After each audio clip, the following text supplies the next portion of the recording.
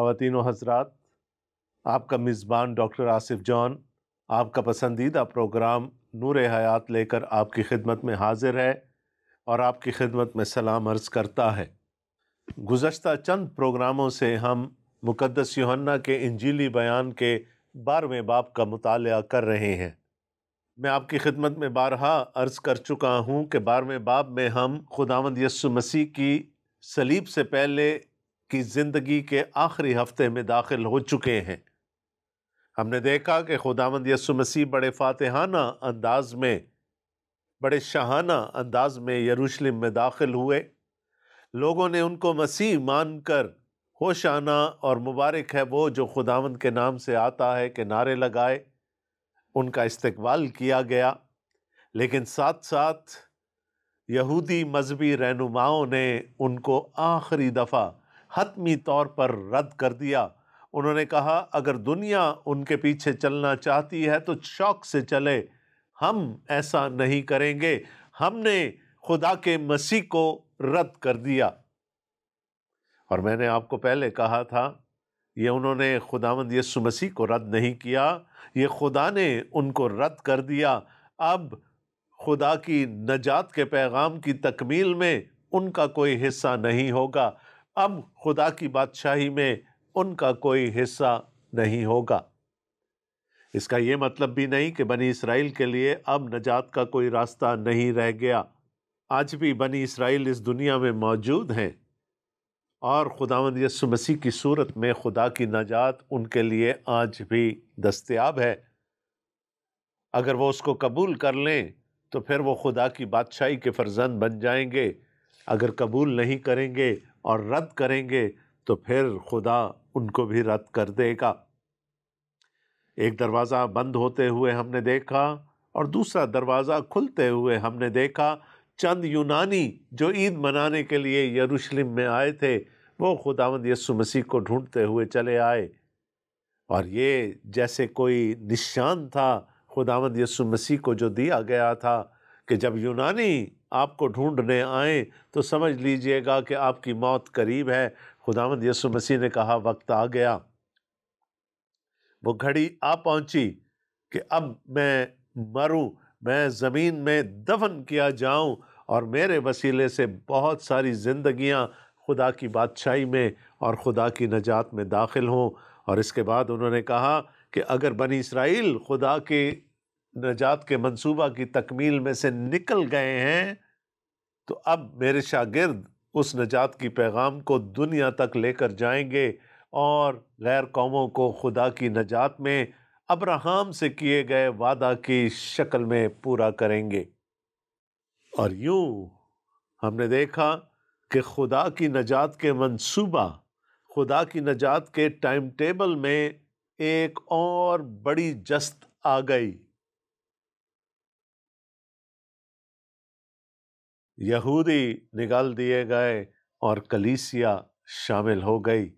اب وہ لوگ خدا کی نجات کے منصوبہ کی تکمیل کے کام میں شریک ہوں گے جو خداوند یسوع مسیح پر ایمان رکھتے ہیں، جو اس کی کلیسیاں ہیں۔ آئیے ہم اپنا آج کا حوالہ پڑھیں۔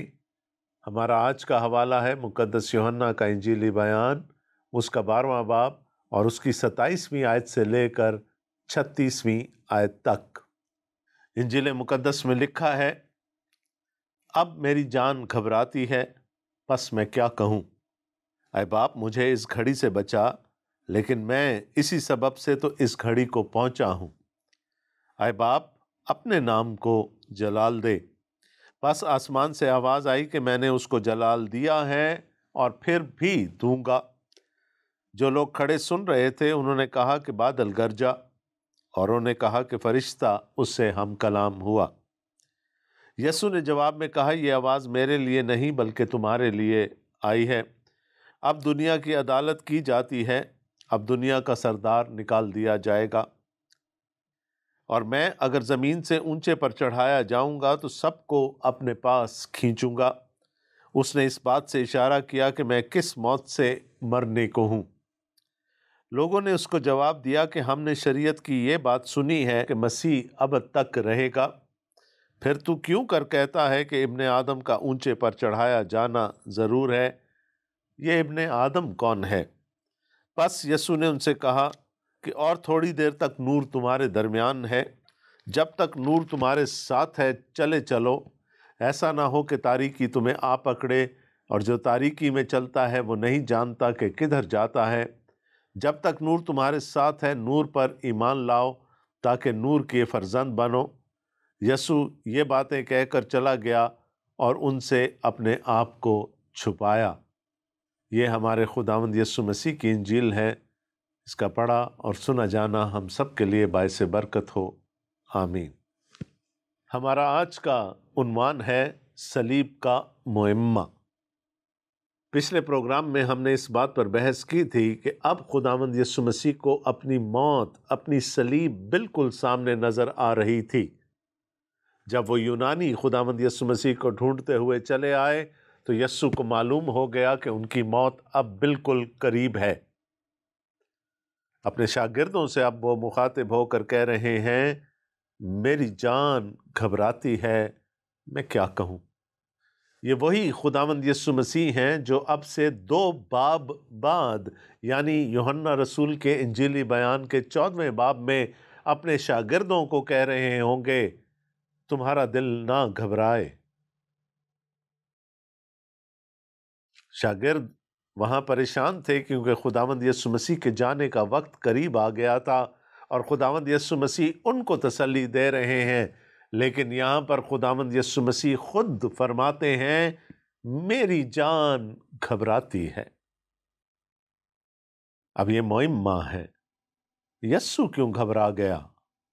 ان کے اپنے قول کے مطابق لکھا ہے، اے باپ مجھے اس گھڑی سے بچا لے، لیکن میں اسی سبب سے تو اس گھڑی کو پہنچا ہوں۔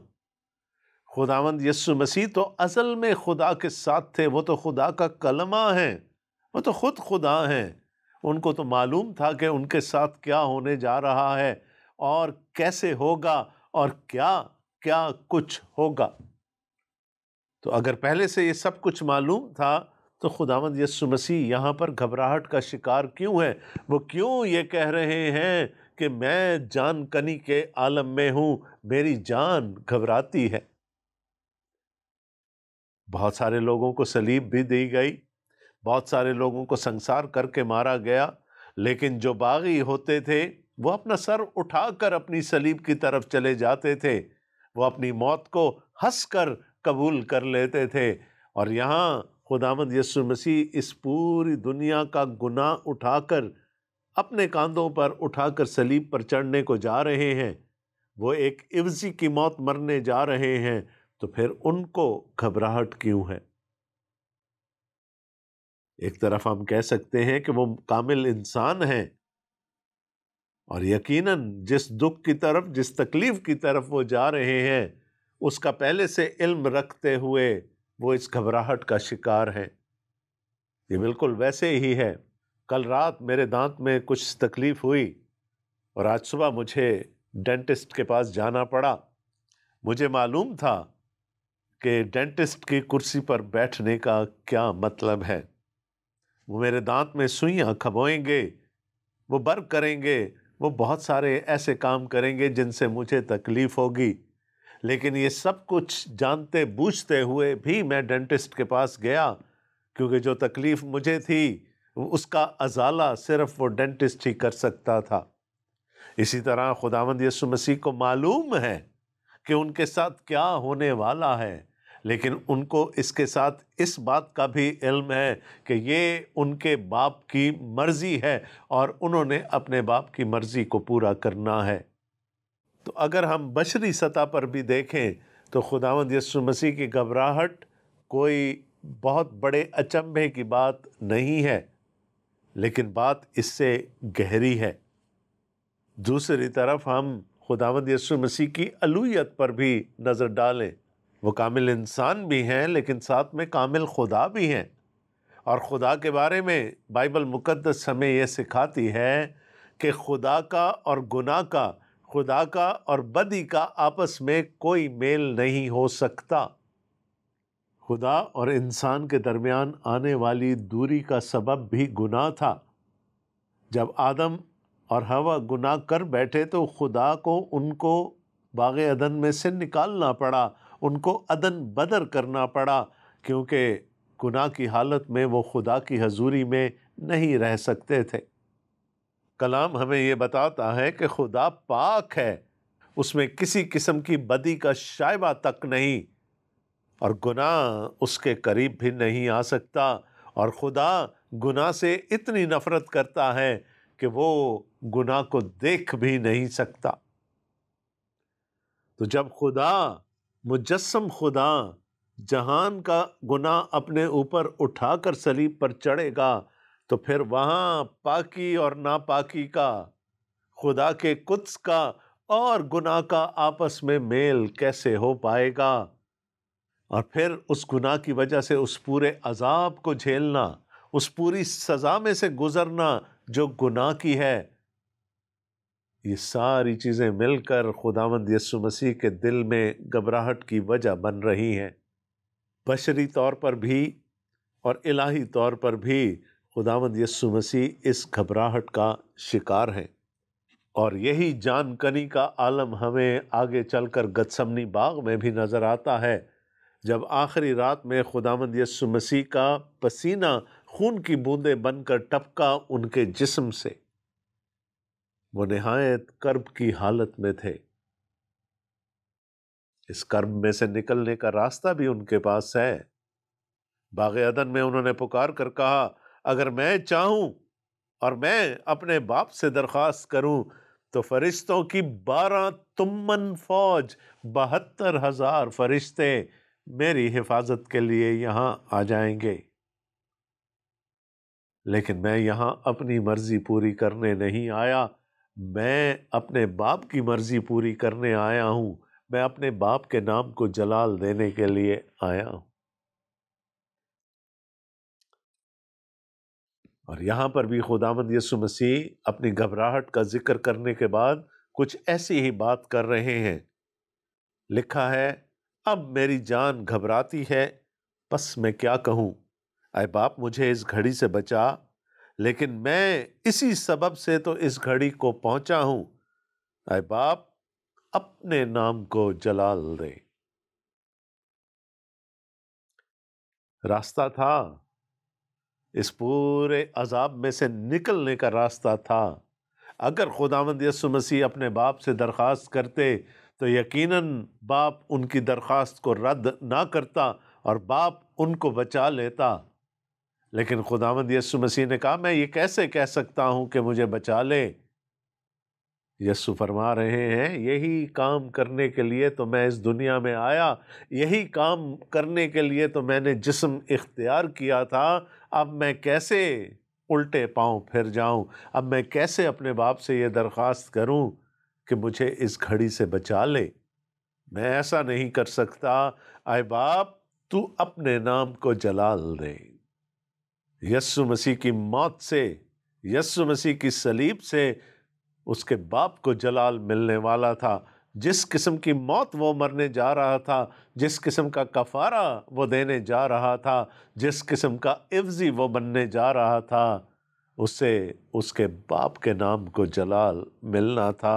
اور خداوند یسوع مسیح بارہا اپنی زمینی زندگی میں یہ فرما چکے تھے کہ میرا کام اپنے باپ کے نام کو جلال دینا ہے، چاہے وہ زندگی میں دوں، چاہے وہ موت میں دوں، لیکن جلال باپ کے نام کو ملنا چاہیے۔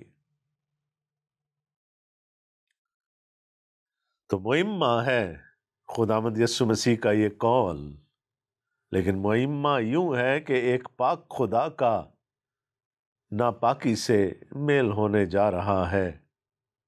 ایک پاک خدا کو، ایک ایسے انسان کو جس نے خود کبھی گناہ نہیں کیا، جہان کا گناہ اپنے اوپر لاد کر صلیب پر چڑھنا ہے۔ یہ ہے خداوند یسوع مسیح کی گھبراہٹ کا سبب۔ گتسمنی باغ میں بھی خداوند یسوع مسیح نے ایک دفعہ نہیں بلکہ 3 دفعہ پکار کر کہا کہ اے باپ اگر تو چاہے تو یہ پیالہ مجھ پر سے ٹل جائے، اور خداوند یسوع مسیح حق بجانب تھے یہ کہنے میں، کیونکہ یہ گناہ ان کا نہیں تھا، لیکن اگلے ہی سانس میں انہوں نے کہا میری نہیں، میری نہیں، تیری مرضی پوری ہو، تیرے نام کو جلال ملے۔ اب اس کے بعد ہم دیکھتے ہیں، پس آسمان سے آواز آئی کہ میں نے اس کو جلال دیا ہے اور پھر بھی دوں گا۔ جو لوگ کھڑے سن رہے تھے انہوں نے کہا کہ بادل گرجا، اوروں نے کہا کہ فرشتہ اس سے ہم کلام ہوا۔ یسوع نے جواب میں کہا یہ آواز میرے لیے نہیں بلکہ تمہارے لیے آئی ہے۔ اب دنیا کی عدالت کی جاتی ہے، اب دنیا کا سردار نکال دیا جائے گا، اور میں اگر زمین سے اونچے پر چڑھایا جاؤں گا تو سب کو اپنے پاس کھینچوں گا۔ اس نے اس بات سے اشارہ کیا کہ میں کس موت سے مرنے جا رہا ہوں۔ بیٹے کا یہ کہنا تھا کہ اے باپ تو اپنے نام کو جلال دے، کہ آسمان سے جواب آ گیا کہ میں نے اسے جلال دیا ہے اور پھر بھی دوں گا۔ بات خداوند یسوع مسیح کی موت کی ہو رہی ہے جو ابھی تک واقع نہیں ہوئی۔ خداوند یسوع مسیح نے کہا کہ میری موت میں میرا باپ جلال پائے گا۔ باپ کہتا ہے ہاں میں جلال پاؤں گا، لیکن میں اس سے پہلے بھی جلال پا چکا ہوں، اور وہ جلال خدا نے پایا خداوند یسوع مسیح کی زندگی میں۔ جس طور سے 3 سال تک خداوند یسوع مسیح پورے ملک فلسطین میں خدمت کرتے پھرے، بیماروں کو شفا دیتے پھرے، اندھوں کو بینائی، لنگڑوں کو چلنے کے قابل کرتے رہے، کوڑیوں کو شفا دیتے رہے، بدروحوں کو نکالتے رہے، مردوں کو زندہ کرتے رہے، ان سب سے ان کے باپ کا نام جلال پاتا رہا۔ اور باپ نے کہا ہاں میں نے جلال پایا ہے، اپنے بیٹے کی زندگی میں میں نے جلال پایا ہے، اور اب اس کی موت میں میں جلال پانے جا رہا ہوں۔ یہ میری بھی مرضی ہے کہ میرا بیٹا اس موت سے مرے تاکہ میرا نام جلال پائے۔ خداوند یسوع مسیح کی زندگی میں تیسری دفعہ ایسی آواز لوگوں کو سنائی دی۔ خداوند یسوع مسیح کے بپتسمہ پر خدا نے آسمان سے بول کر اپنے بیٹے کی خدمت پر تصدیق کر دی تھی۔ جب خداوند یسوع مسیح کی زمینی زندگی میں وہ وقت آ گیا کہ وہ اپنی موت کی طرف یروشلم کی طرف رخ کر لیں، تو اس وقت بھی خدا کی آواز آئی، لیکن وہ اس پہاڑ پر تھی جہاں یسوع کے علاوہ صرف اس کے 3 شاگرد موجود تھے، اور خدا نے اس وقت یہ تصدیق کر دی کہ جس راہ پر میرا بیٹا چل رہا ہے وہ راہ درست ہے۔ اور یہاں پر جب اب موت خداوند یسوع مسیح کے بہت قریب ہے، خدا نے اس بات کی تصدیق کر دی کہ جس موت سے میرا بیٹا مرنے جا رہا ہے وہ میری مشیت ہے، وہ میری رضامندی سے ہے، اور میں اس میں جلال پاؤں گا۔ لیکن یوں آسمان سے آواز کا آنا بھی ایک معمہ بن گیا۔ لوگ سمجھ نہیں پائے کہ یہ کیا ہوا۔ کچھ نے کہا کہ بادل گرجا، اوروں نے کہا ہاں شاید کوئی فرشتہ اس سے ہم کلام ہوا ہے۔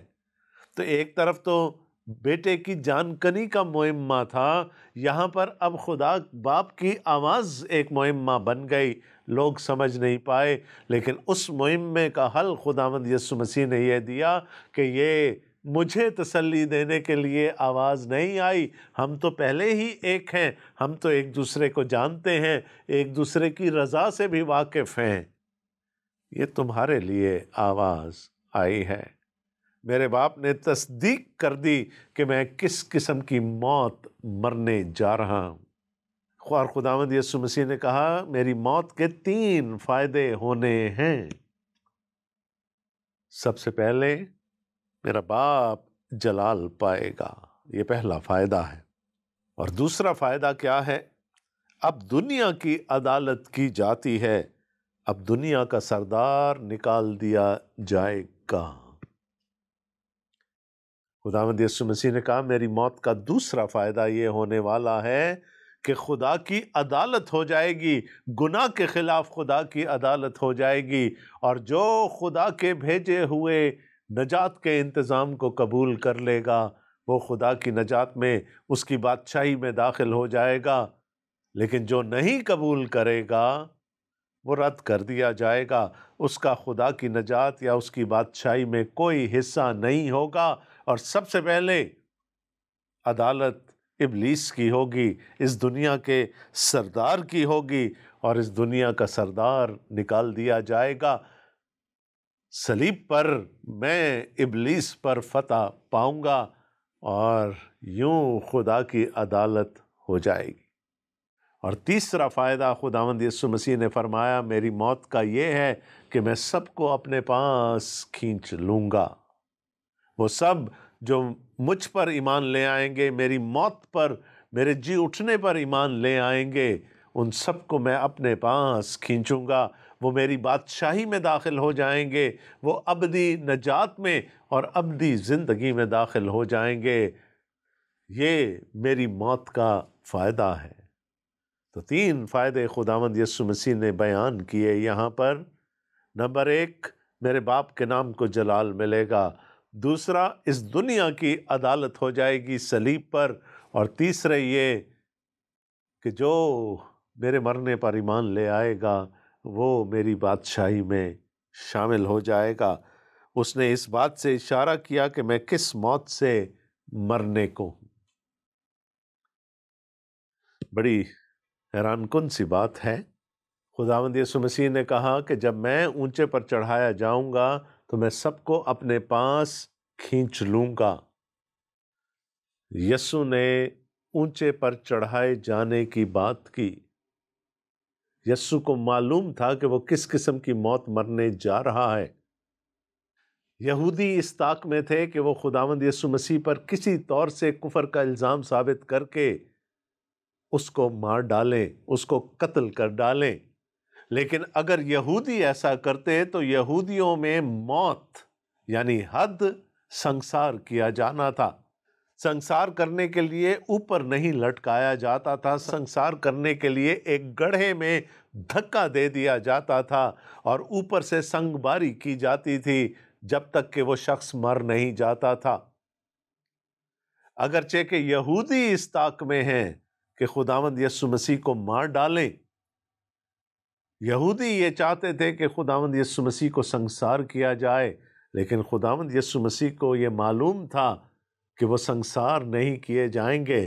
وہ یہودی موت نہیں مرنے والے، وہ رومی موت مرنے والے ہیں، ان کو اونچے پر لٹکایا جائے گا۔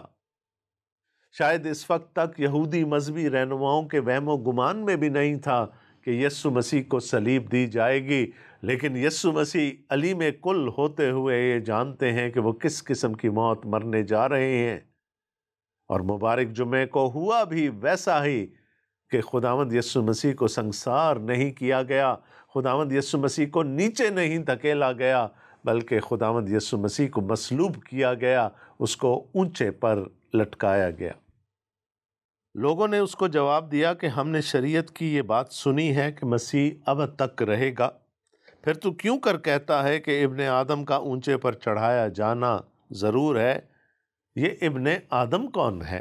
یہودی یا وہ لوگ جو خداوند یسوع مسیح کے ارد گرد کھڑے ہیں، جس میں شاید ان کے شاگرد بھی شامل ہوں، یہ بات سن کر مخمصے کا شکار ہو گئے، وہ کنفیوز ہو گئے۔ انہوں نے کہا ہم نے تو پڑھا ہے کہ خدا کا مسیح جب آئے گا تو وہ ابد تک زندہ رہے گا، اور تو اپنے آپ کو اونچے پر چڑھائے جانے کی بات کر رہا ہے، تو اپنی موت کی بات کر رہا ہے۔ یہ ابن آدم ہے کون جس کا تو ہم سے بار بار ذکر کرتا ہے؟ آپ کو یاد ہوگا کہ پہلی بار جب خداوند یسوع مسیح نے اپنے شاگردوں سے اپنی موت کا ذکر کیا تھا تو پطرس چلا اٹھا تھا کہ اے خداوند، خدا نہ کرے کہ تیرے ساتھ ایسا ہو۔ اور خداوند یسوع مسیح کو کہنا پڑا اے شیطان دور ہو، تو خدا کی باتوں سے زیادہ آدمی کی باتوں کو ترجیح دیتا ہے۔ خدا کے مسیح کو مرنا ضرور ہے، اور یسوع مسیح بارہا اپنے شاگردوں کو تیار کرتے رہے اس لمحے کے لیے کہ ابن آدم اونچے پر چڑھایا جائے گا۔ جب لوگوں نے یہ بات سنی تو وہ کنفیوز ہو گئے، انہوں نے کہا یہ ابن آدم ہے کون جب جب خداوند یسوع مسیح نے اپنے لیے آدم ذات کا لقب استعمال کیا تو ان کا اشارہ دانیل نبی کے صحیفے کے 7ویں باب کی طرف تھا، جہاں پر ہمیں ایک آدم ذات یعنی ابن آدم نظر آتا ہے۔ آئیے دیکھیں دانیل کیا کہتے ہیں، 7واں باب اور اس کی 13ویں آیت۔ میں نے رات کو رویا میں دیکھا اور کیا دیکھتا ہوں کہ ایک شخص آدم ذات کی مانند آسمان کے بادلوں کے ساتھ آیا اور قدیم الایام تک پہنچا۔ وہ اسے اس کے حضور لائے اور سلطنت اور حشمت اور مملکت اسے دی گئی، تاکہ سب لوگ اور امتیں اور اہل لغت اس کی خدمت گزاری کریں۔ اس کی سلطنت ابدی سلطنت ہے جو جاتی نہ رہے گی، اور اس کی مملکت لازوال ہوگی۔ وہ ہے تو دکھنے میں آدم ذات، لیکن آیا بادلوں کے ساتھ ہے، اور وہ قدیم الایام تک پہنچا، یعنی وہ الہی ہے، وہ خدا ہے۔ اور پھر اس کی سلطنت کے بارے میں لکھا ہے کہ وہ ابدی ہے، اس پر کبھی زوال نہیں آنے کا۔ تو لقب تو ہے ابن آدم، لیکن اس کا مطلب بہت گہرا ہے۔ اس کا مطلب ہے وہ خدا کا بیٹا، وہ خدا کا مسیح، وہ خدا کا کلمہ جو جسم لے کر اس دنیا میں آ گیا۔ وہ پوچھ رہے ہیں یہ ابن آدم ہے کون؟ یہ ان کو ضرور یاد ہے کہ پرانے عہد نامے میں لکھا ہے کہ مسیح ابد تک رہے گا، لیکن ابن آدم کو وہ نہیں جانتے۔ پھر یسوع نے ان سے کہا کہ خدا ابھی بھی تمہیں طرح دے رہا ہے۔ خدا کے صبر میں اور انسان کے صبر میں بہت فرق ہے۔ ہم تو بہت جلدی بے صبرے ہو جاتے ہیں، لیکن خدا صبر کرتا رہتا ہے۔ اس کی یہ کوشش ہوتی ہے کہ زیادہ سے زیادہ لوگ بچ جائیں، زیادہ سے زیادہ لوگ نجات پا جائیں، زیادہ سے زیادہ لوگ اس کی بادشاہی میں شریک ہو جائیں۔ خدا کے صبر کو جاننا ہے تو پیدائش کی کتاب کا 6واں باب پڑھ لیں۔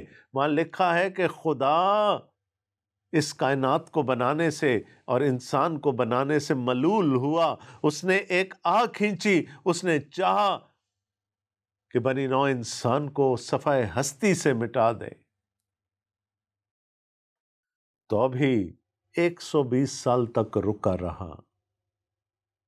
بوڑھا نوح کشتی بناتا رہا، اور خدا نے اپنا فیصلہ روکے رکھا۔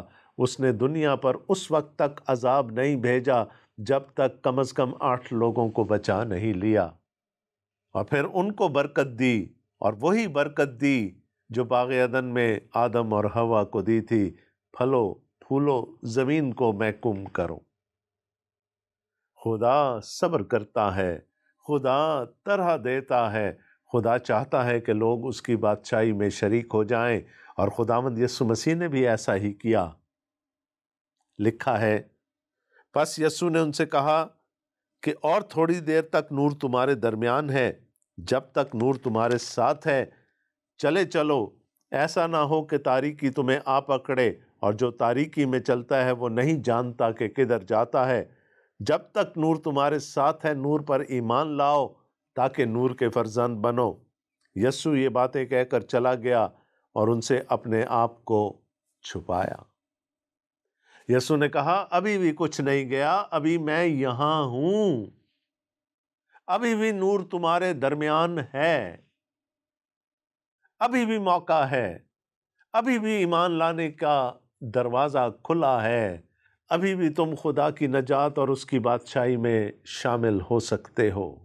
دوستو، پروگرام کا وقت ختم ہوا، اب بال آپ کے کورٹ میں ہے۔ جلدی سے ہم سے رابطہ کیجئے، فون کال کریں، ای میل بھیجیں، اسکائپ سے یا فیس بک پر ہم سے رابطہ کریں۔ ہمیں آپ کی تنقید اور آپ کی تعریف دونوں کا انتظار رہتا ہے۔ آپ کا میزبان ڈاکٹر آصف جان اگلے پروگرام تک کے لیے آپ سے اجازت چاہتا ہے۔ خدا حافظ۔